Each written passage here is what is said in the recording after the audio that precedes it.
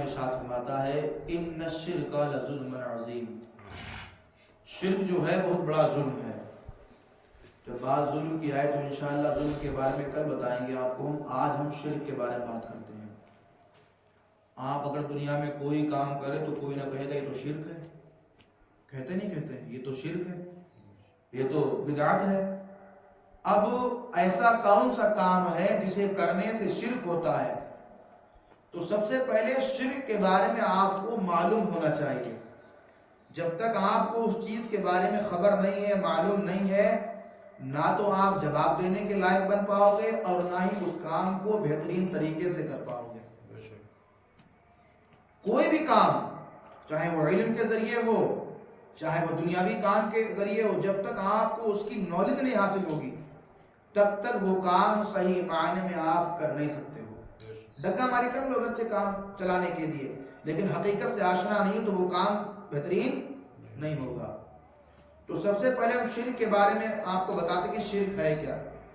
دیکھیے اللہ تعالیٰ کی ذات میں، پھر سن لو ایک بار، اللہ تعالیٰ کی ذات میں اور صفات میں کسی کو شریک کر دینا، یعنی کسی کو اللہ کے برابری کا مقام دے دینا، یہ شرک ہو جائے گا۔ بات کو آپ سمجھو، ذہن کو کھول کر بیٹھو تاکہ بات آپ کے ذہنوں کی گردش میں آ کر کے نقش ہو جائے کہ اللہ تعالیٰ کی ذات میں، سب بولو اللہ تعالیٰ کی ذات میں اور صفات میں کسی کو شریک کر دینا یہ شرک ہو جائے گا۔ اب یہ تعریف آپ کے دماغ میں ہونی چاہیے۔ جب بھی آپ سے کوئی کہے کہ آپ کا یہ فلاں کام شرک ہے تو سب سے پہلے اس سے بڑے ادب انداز میں کہو کہ میرے بھائی اگر شرک ہے تو ہمیں ذرا شرک کی تعریف بتاؤ کہ شرک کہتے کس کو ہے، شرک کہتے کس کو ہے۔ پہلے اس سے تعریف سنو، پھر اس سے کہو کہ ہم نے جو کام کیا ہے اگر ہم نے اللہ کے برابری میں کر دیا تب شرک ہوگا۔ لہذا نظر، نیاز، فاتحہ، بزرگوں کے یہاں مانگنا جانا، یہ اللہ کے برابری میں کب ہے؟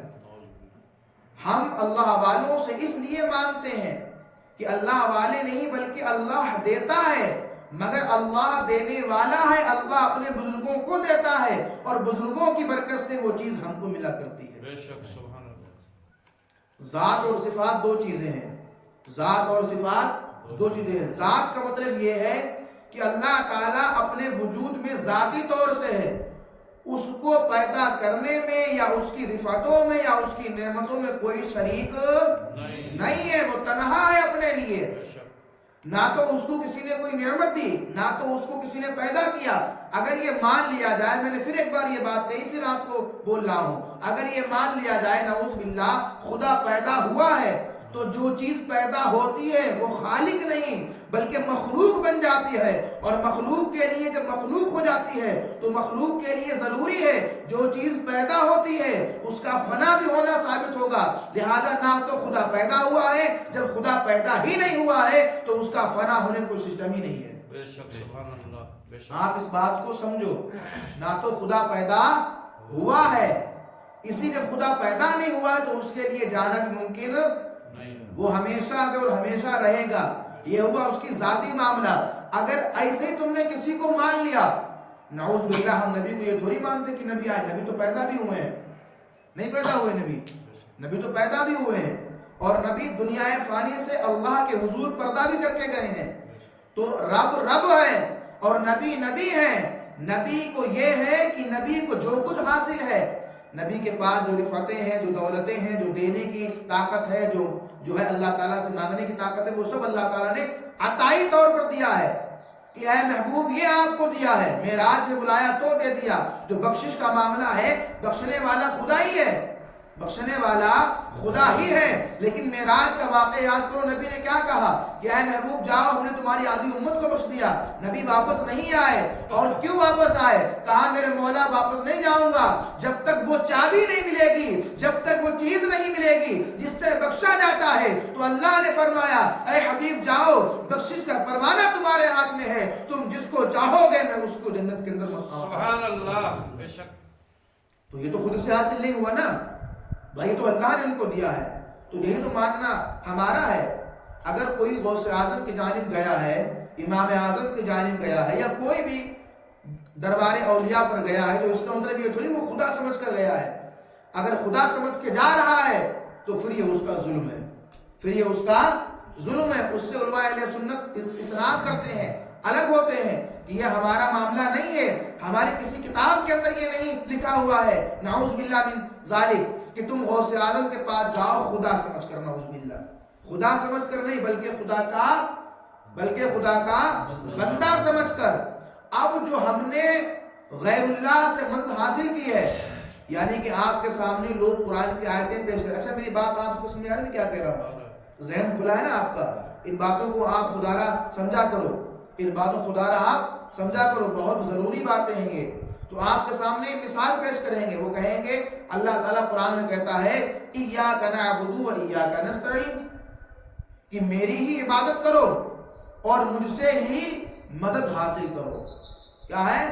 ایاک نعبد و ایاک نستعین، میری ہی عبادت کرو اور مجھ سے ہی مدد حاصل کرو۔ اور آپ تو کہیں یا غوث اعظم کا مدد، آپ تو کہتے ہیں یا علی مشکل کشا، تو مشکل ٹالنے والا تو اللہ ہے، تم غوث کو یاد کیوں کرتے ہو؟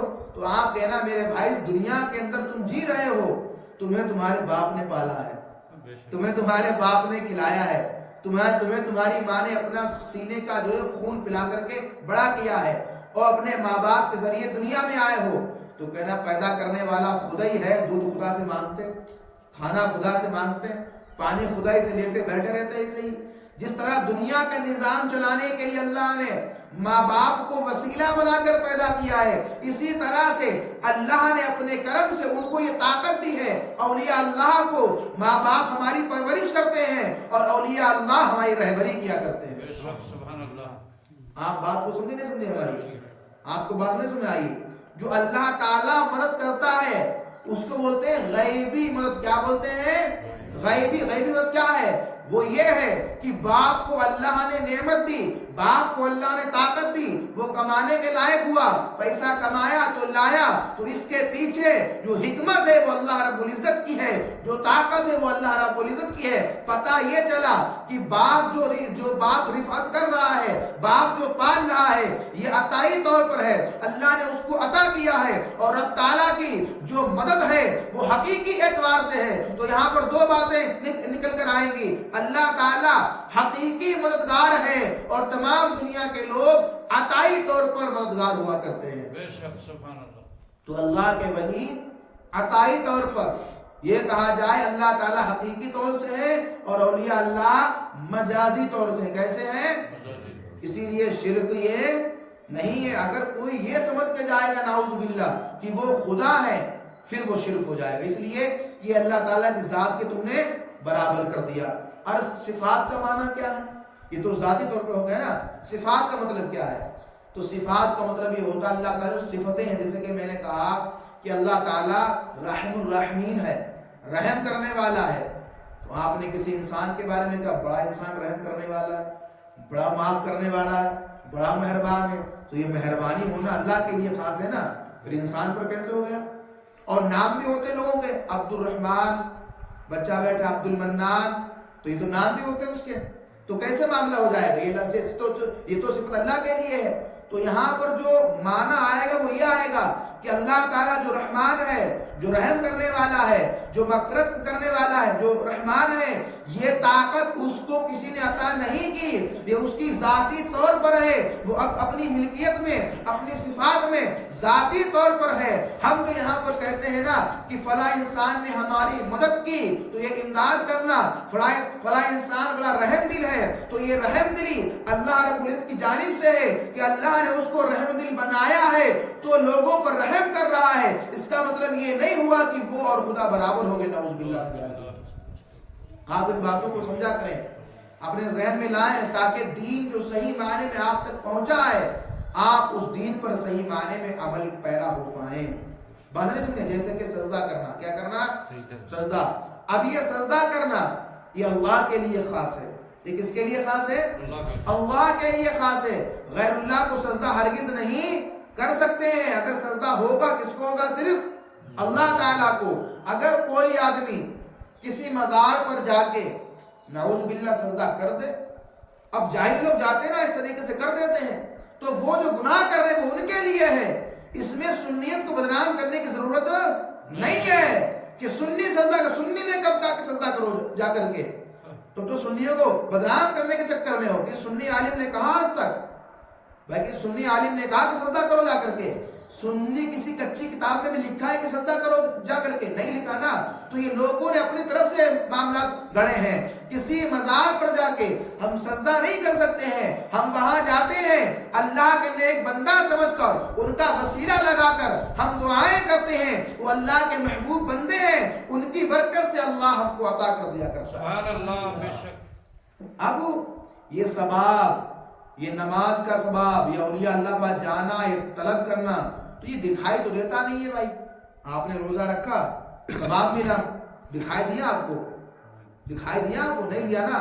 تو میرے محترم یاد رکھو, جو چیز دنیا میں دکھائی دے ضروری نہیں کہ صرف وہی ہے. کچھ چیزیں ایسی بھی ہیں جن کو ہم دیکھ نہیں سکتے. آواز تو ہم نے دیکھا ہے کبھی؟ آواز سنتے ہیں نا, محسوس کرتے ہیں. آواز دیکھی تو لیکن آواز ہے کہ نہیں ہے؟ کوئی بندہ آواز کا انکار کر سکتا ہے؟ ہوا بہتی ہے, ہوا بہتی ہے, محسوس ہوتی ہے. کیا ہم نے ہوا کو دیکھا ہے کبھی؟ نہیں دیکھا ہے نا, پھر بھی ہوا ہے. ایسے ہی ثواب ہے, دکھتا نہیں ہے, مگر اس کی حقیقت یہ جب وہ دکھنے لگے گا, سبحان اللہ. جب وہ دکھنے لگے گا پھر غیر ایمان والے کا ایمان بھی قبول نہیں ہوگا. ایمان اسی کا نام ہے کہ تم نے دیکھا نہیں ہے, بس قرآن کو دیکھا ہے. قرآن کے دیکھنے سے جب قرآن پر کہا گیا ہے کہ ثواب ملتا ہے, پتہ یہ چلا ہم اگرچہ دیکھ نہ پائے, لیکن جب رب نے فرمایا تو دکھتا ضرور, جو ہوتا ضرور ہے, بس ہمیں دکھائی نہیں دیتا ہے. اور جب دکھائی دینے لگے گا, جب دکھائی دینے لگے گا, جب انسان مرتا ہے, کتابوں کے اندر ذکر ہے, جب آدمی مرتا ہے تو اس کے دائیں بائیں فرشتے دکھائی دینے لگتے ہیں. چاہے کسی مذہب کا ہو, چاہے کسی خطے کا ہو, چاہے کہیں کا رہنے والا ہو, موت کے ٹائم ہر کسی کو موت کی دقت اور موت کے فرشتے دکھائی دیتے ہیں. پھر وہ انسان ایمان لانے کے لیے مجبور ہوتا ہے. غیب سے آواز آتی ہے, دائیں بائیں والے فرشتے کہتے ہیں کہ نہیں نہیں نہیں, اب تیرا ایمان قابل قبول نہیں ہے, تو نے دیکھ کر کے ایمان لے کر کے آیا ہے. ایمان تو اس چیز کا نام ہے بغیر دیکھے اللہ اس کے رسول کو مانا جائے. سبحان اللہ. بے شک. تو جس طرح سے ہم نے اللہ رسول کو دیکھا نہیں ہے, بس کتابوں کو دیکھا ہے. اور ہم سے پہلے جو بزرگ ہیں انہوں نے اس کے بارے میں ذکر کیا ہے, ان سے پہلے بزرگ ہیں انہوں نے ذکر کیا ہے, ان سے پہلے بزرگ انہوں نے ذکر کیا ہے. چلتے چلتے سلسلہ پہنچ جائے گا صحابہ تک, اور صحابہ وہ ہیں, سبحان اللہ. صحابہ وہ ہیں جنہوں نے اپنی آنکھوں سے اپنے سرکار کو دیکھا. سبحان اللہ. بے شک. ابھی تو وہ نے صحابی, تو انہوں نے نبی کو دیکھا ہے, اور نبی کو دیکھا ہے. بات ابھی اور آگے ہے, جب نبی کو دیکھا ہے تو نبی وہ ہیں, سبحان اللہ. نبی وہ ہیں, نبی وہ ہیں جنہوں نے اللہ رب العزت کا دیدار کیا ہے, سبحان اللہ. جنہوں نے اللہ رب العزت کا دیدار کیا ہے. یاد رکھو, خالق کل نے آپ کو مالک کل بنا دیا, خالق کل نے آپ کو مالک کل بنا دیا. دونوں جہان ہیں آپ کے قبضہ و اختیار میں. سبحان اللہ.